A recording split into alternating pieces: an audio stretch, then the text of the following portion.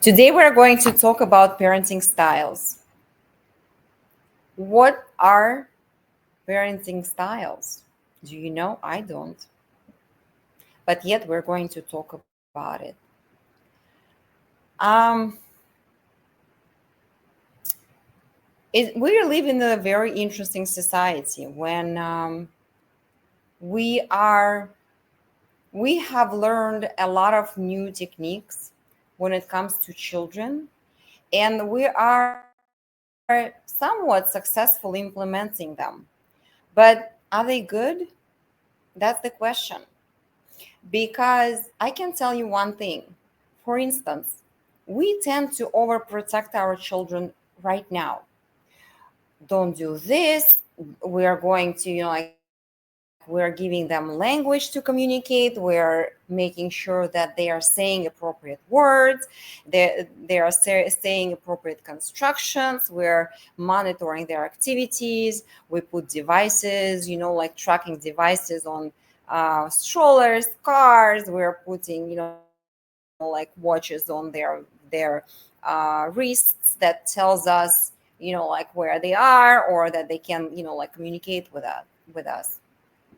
Yet we have something else in our society that is terrifying, yet we don't have boundaries there, which is internet. Well, that's a different topic that I will speak about it too at some point. But if you think about it, internet is completely not monitored. Yet in our real life, we constantly organizing our children, do this, do that, as if we know better. Guess what? We don't. We do not. We try to protect our child, and then it turns out to be too much. Okay, we tell our a lot of people, like I hear a lot of moms, they tell their children that they are geniuses, right? But what does it do for a child when he grows or she grows up and she or he faces the world, and the world will tell that child that she or he is not genius? What the child is going to do? It's going to break the child down right away, right there. So what kind of parenting style is this? You're damaging your child when you are telling the child that he or she is perfect.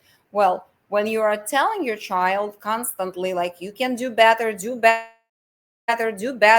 another activity, another activity. Look at these people, they are having piano. I want a piano for my child. Look at these people, they do soccer. Well, my child is going to go to soccer. Well, these people are doing art. Well, my child is going to go to art. Well, these people are singing. Oh, I found the singing lessons too. So your child is going to end up with having so much activities, so many classes, and yet your child will be feeling that it's not enough, you're not satisfied. And it's your problem.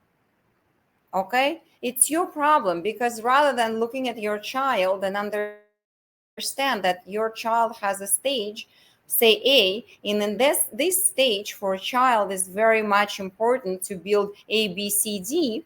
Okay, you, instead of this, you are just going, like bananas, and looking, like at everybody else and doing what everybody else are doing.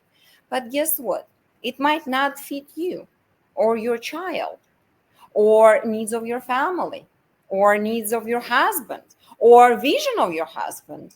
Okay, so one of the things for parents that is important, they should be on the same page. Two parents should be on the same page. And if one is not agreed with the other, that say children have to have, like, say 5 classes per week, different activities, one has to let something go. Okay, and unfortunately in our society, women are more wired than men.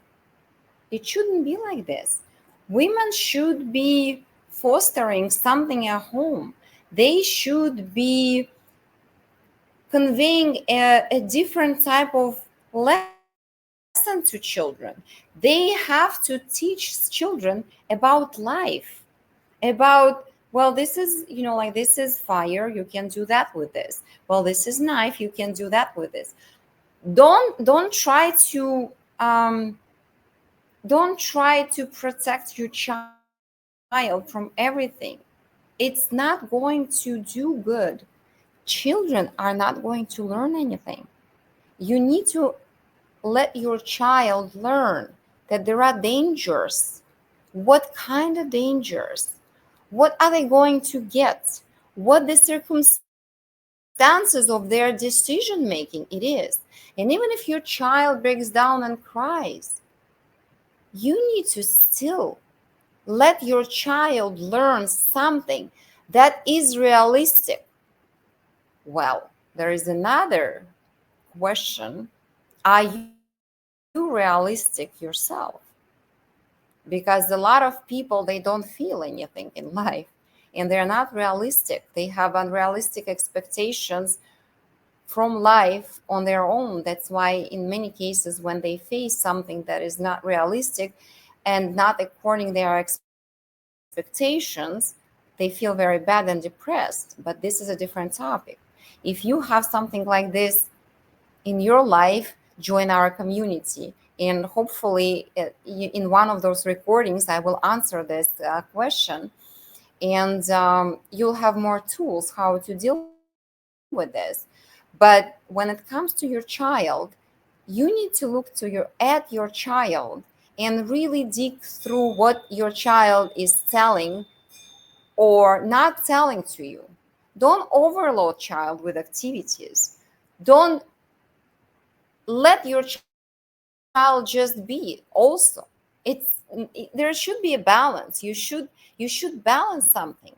Your child has to be rounded, and this is on you. This is on you. Don't overload your children too much, because this is where your children will try to avoid. And once they try to avoid something, there are technology, there are there is internet, and this is what the real scare comes from. So when you choose your parenting style, you need to look at your child, and you need to ask yourself, what is this that I want to see in 10 years? What is this? What kind of person, what kind of interaction with them I want to see? And based on that, choose your parenting style, and you will succeed, I'm sure.